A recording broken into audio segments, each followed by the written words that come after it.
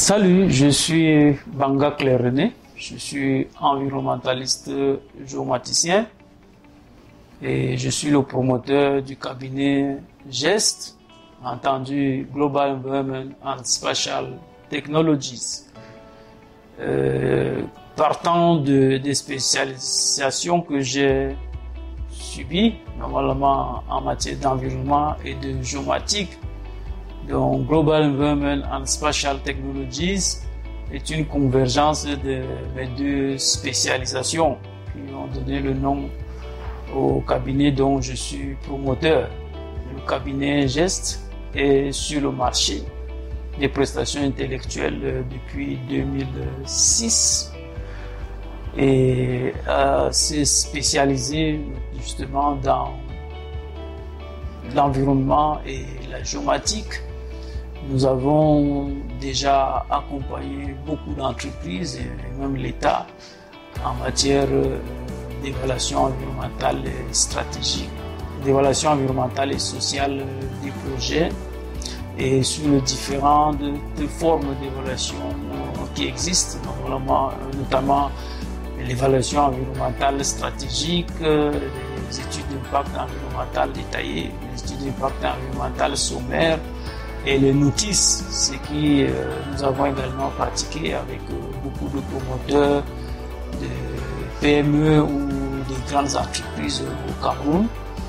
Et nous avons également contribué et contribuons toujours au contrôle et à la surveillance environnementale des projets, tant au Cameroun qu'en Afrique centrale et de l'Ouest.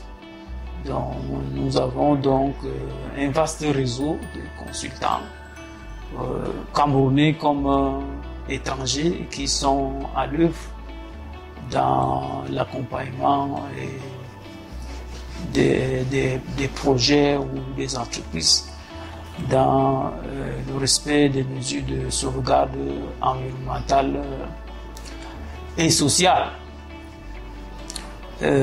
Il me plaît aujourd'hui d'aborder un aspect qui est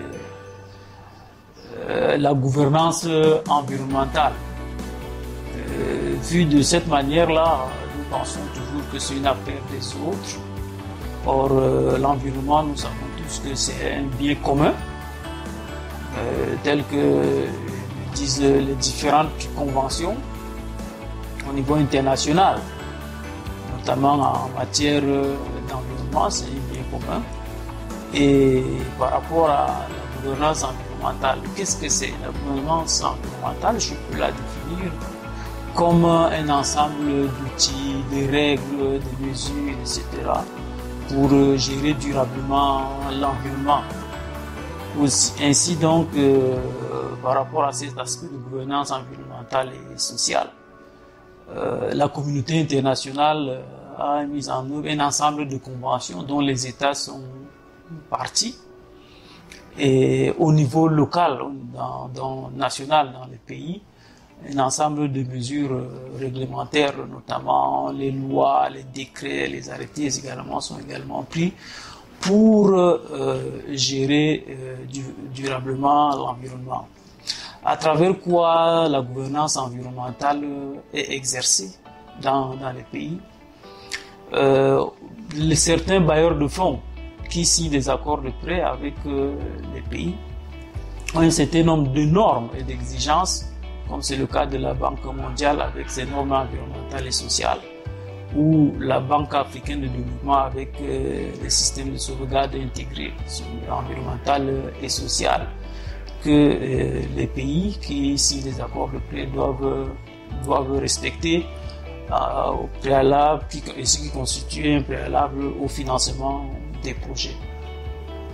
Donc, à travers ces mesures, il y a donc un certain nombre d'outils qui doivent être mis en place. C'est le cas des évaluations environnementales stratégiques, c'est le cas des études d'impact environnemental et social, qui débouchent notamment sur les plans de gestion environnementale et sociale de ces projets-là.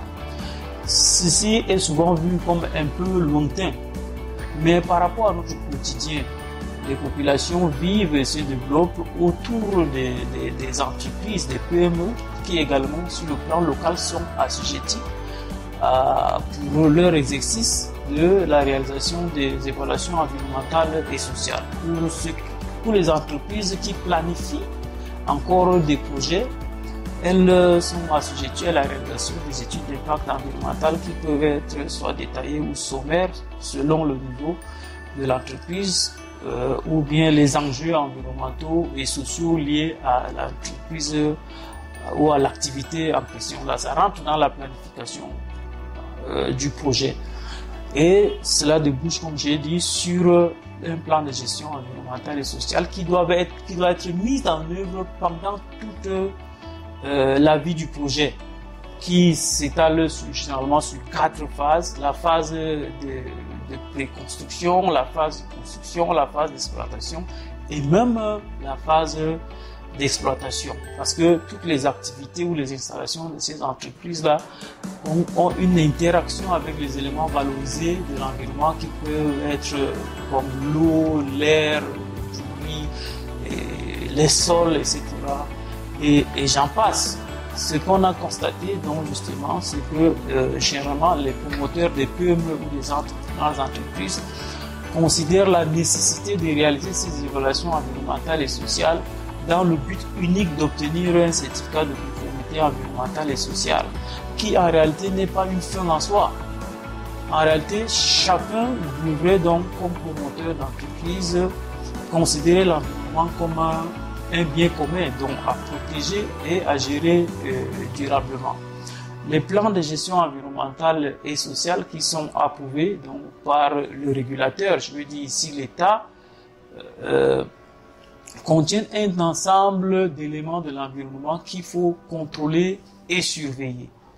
Donc, les entreprises sont donc invitées à suivre effectivement ce qui est contenu dans leur plan de gestion environnementale et sociale. Je peux considérer le cas des effluents des entreprises liquides, par exemple, les eaux qui sont rejetées dans l'environnement.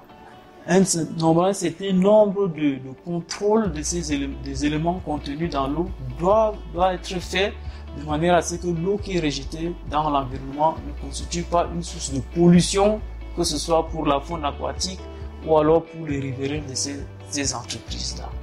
Aujourd'hui, le niveau de développement technologique est plus poussé et de telle sorte que chaque entreprise peut recueillir les services des cabinets de consulting pour faire des mesures sur ces différents éléments de l'environnement.